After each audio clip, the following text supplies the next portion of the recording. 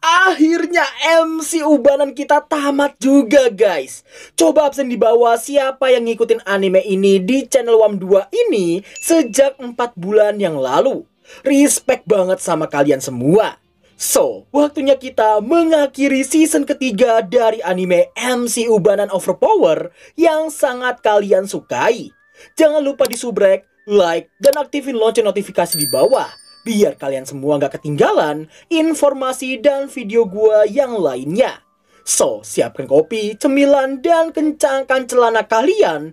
Tanpa berlama-lama lagi, mari kita lanjutkan Arifureta season ketiga episode terakhir.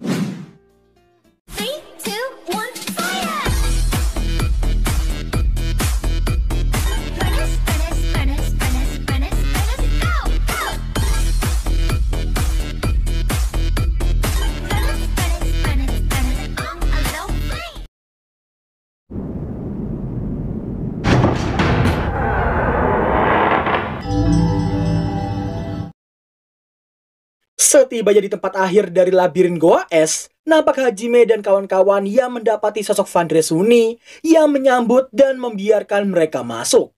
Sesampainya di sebuah ruangan, hadiah penyelesaian labirin pun akan mereka terima, kecuali untuk si beban yang dinyatakan telah gagal. Nani? Doushita no? Kaori, hokeru denai. Sugu miru kara.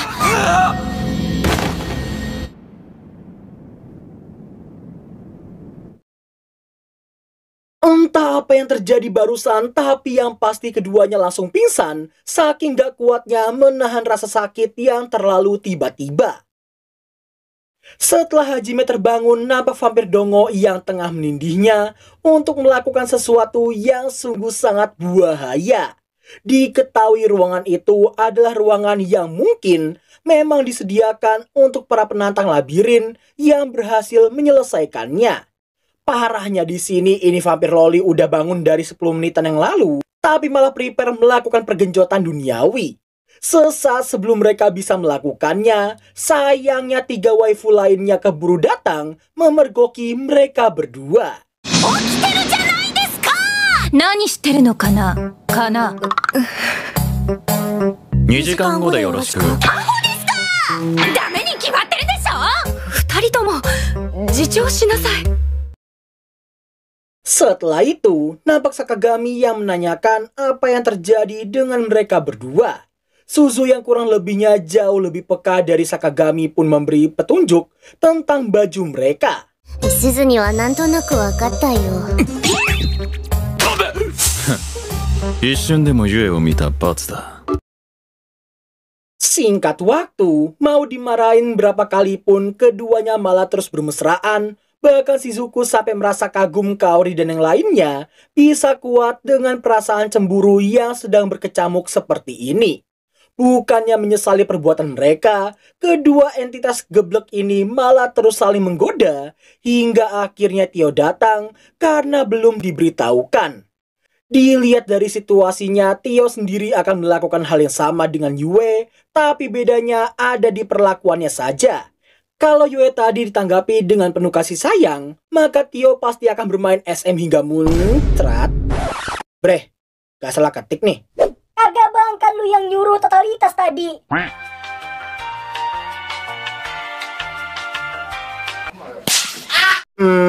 Ya.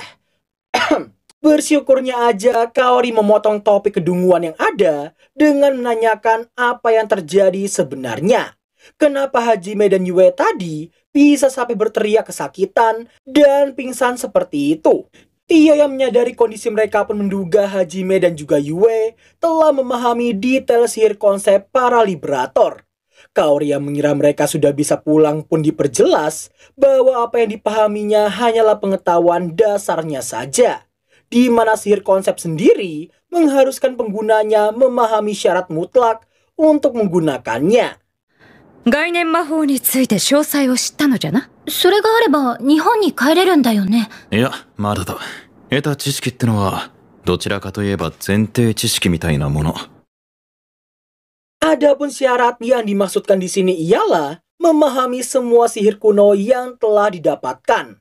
Seperti misalnya sihir penciptaan labirin Orcus yang memainkan peran interaksi zat anorganik, lalu sihir gravitasi labirin Milady Resen berperan dalam interaksi energi, sihir spasial labirin Gruen yang berinteraksi dengan batasan, sihir regenerasi Melusine yang berinteraksi dengan waktu, sihir roh dari Gunung Suci yang berinteraksi dengan aspek non-materi dari makhluk hidup, sihir evolusi dari labirin Haltina yang berkaitan erat dengan segala bentuk informasi, hingga sihir metamorfosis labirin Suni yang kemungkinan berinteraksi dengan zat organik.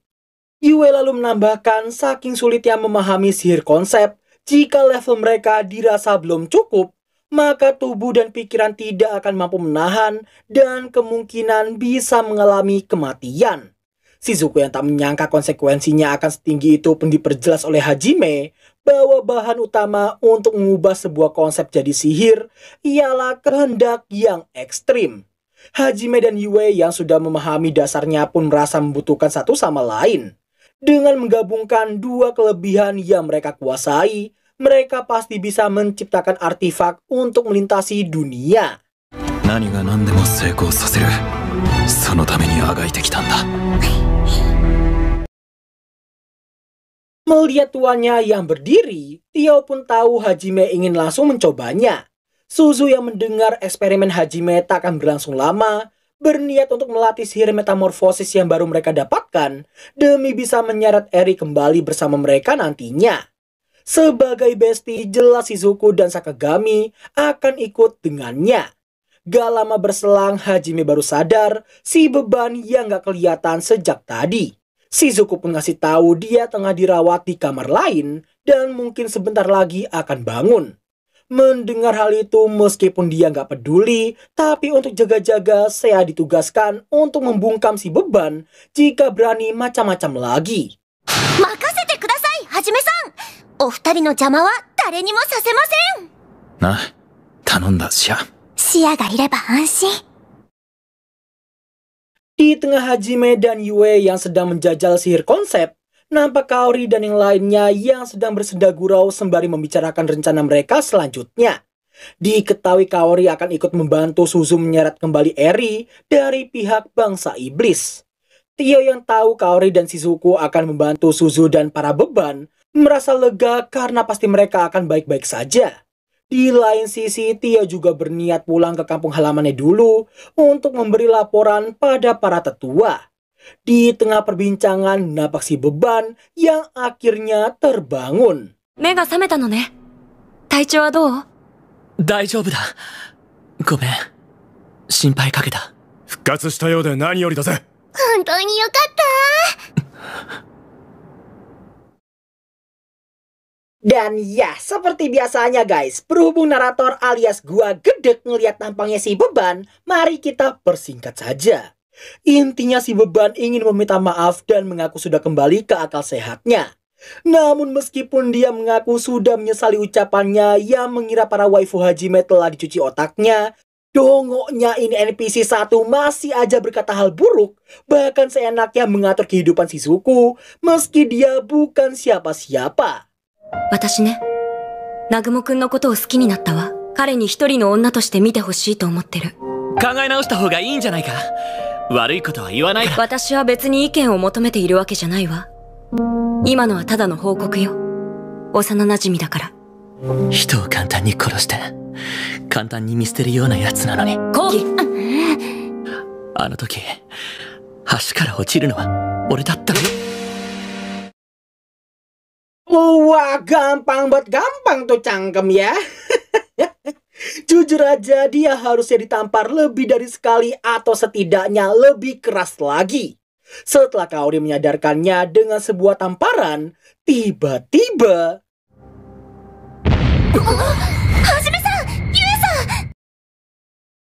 Jelas getaran barusan membuat mereka semua khawatir dan langsung mendatangi mereka berdua. Dan alangkah terkejutnya mereka mendapati kekuatan sihir keduanya yang sedang beresonansi hingga membentuk sebuah pusaran. Meski masih khawatir, namun karena mereka tidak kenapa-napa, Seiya ngajakin mereka semua untuk kembali karena takut jika kehadiran mereka hanya akan mengganggu konsentrasi kedua core tersebut. Si beban yang seperti merasakan sesuatu memutuskan untuk mendekati mereka yang sempat dikira oleh Shizuku dia mau mengganggu Hajime sekali lagi. Namun, ternyata...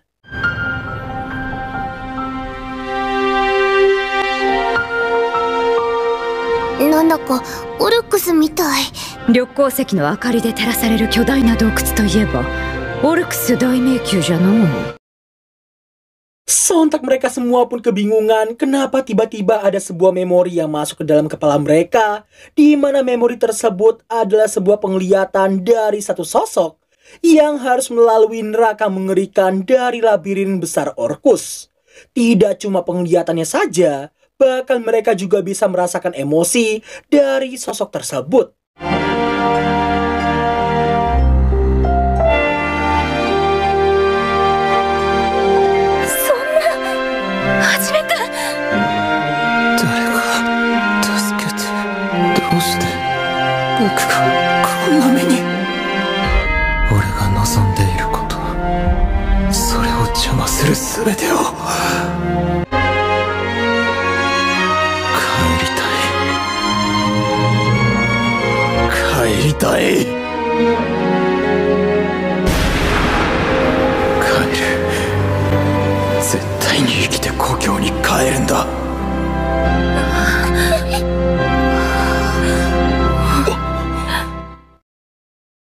Siapa tadi yang bilang mending gue aja yang terjun ke jurang? Siapa?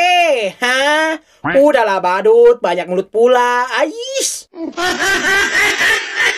Setelah memori tadi berakhir, nampak keduanya yang berhasil menciptakan sebuah kunci yang belum diketahui fungsinya.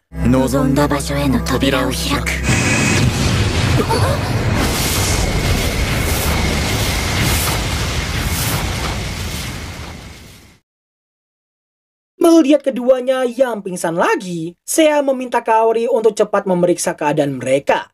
Bersyukurnya aja mereka berdua tidak kenapa-napa dan hanya pingsan akibat kehabisan mana. Begitu membuka mata, keduanya langsung menanyakan di manakah artefak tadi berada. Setelah Kaori menyerahkannya, Hajime ngajakin Yue untuk mencobanya lagi di lain waktu, agar mereka berdua bisa tahu seberapa besar mana yang dibutuhkan untuk membuat satu artefak menggunakan sihir konsep. Di saat Hajime yang berniat untuk mencoba kunci itu, disinilah mereka semua akan dibuat amat sangat terkejut mengetahui kunci itu rupanya adalah jalan pulang mereka kembali ke dunia asal.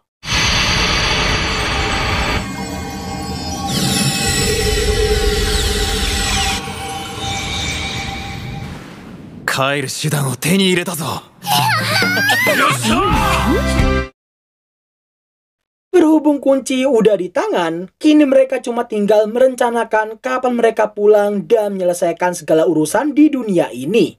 Terkhususnya ialah membuat sebuah artefak anti pemanggilan. Selain itu, Hajime masih harus menjemput Miyu dan juga Remiya, sekalian nunggu Tio balik dari kampung halamannya nanti. Suzu, Sakagami, dan Beban akan mendatangi benua iblis untuk menyeret Eri kembali bersama mereka. Tentu dengan bantuan Shizuku dan Kaori juga. Mendengar Suzu yang berniat menjinakkan seekor monster, Hajime memberikan kunci gerbang menuju Verbergen yang diketahui ada cukup banyak monster kuat untuk dijinakkan. Setelah rombongan Suzu pergi, Hajime nanyain kenapa Seiya dan Tio nggak pergi sekalian. Terutama untuk Seiya yang harusnya pulang dulu ke Verbergen, sekalian ngasih tahu Pak Kem dan yang lainnya. Tio pun ngasih tahu dia masih harus melatih sihir metamorfosis untuk memahami transformasi naganya. Sedangkan Seiya hanya kurang nyaman untuk pulang karena ada kembarannya Tio di sana. Beberapa hari kemudian, nampak mereka yang akan berangkat menuntaskan segala urusan yang belum terselesaikan. Sebelum berangkat, Seiya memberikan bukti penyelesaian labirin Suni pada Hajime.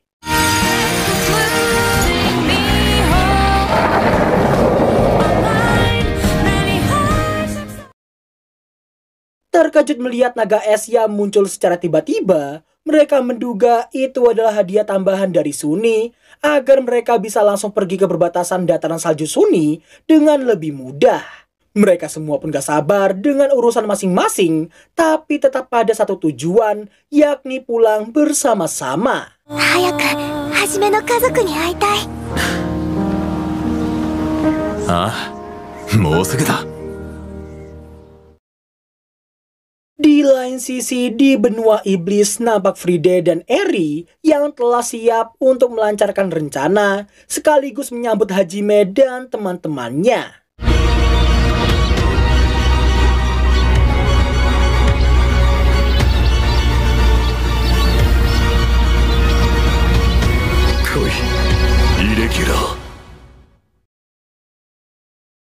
Dan berakhirlah alur cerita anime Arif Reta season ketiga episode terakhir. Iya, gua tahu banget. Nanggung kan? Iya, gua juga kesel banget guys, sumpah. Tapi jika kita lihat dari tahunnya, di mana season pertama itu rilis tahun 2019, season kedua di tahun 2022, dan season ketiga ini di tahun 2024, ada harapan season keempat yang mungkin juga jadi season terakhir dari seri Arif Reta ini akan rilis di tahun 2027 atau mungkin bisa lebih cepat lagi. Karena gue lihat-lihat nih ya, masih banyak yang belum diadaptasi dari light novelnya tuh guys.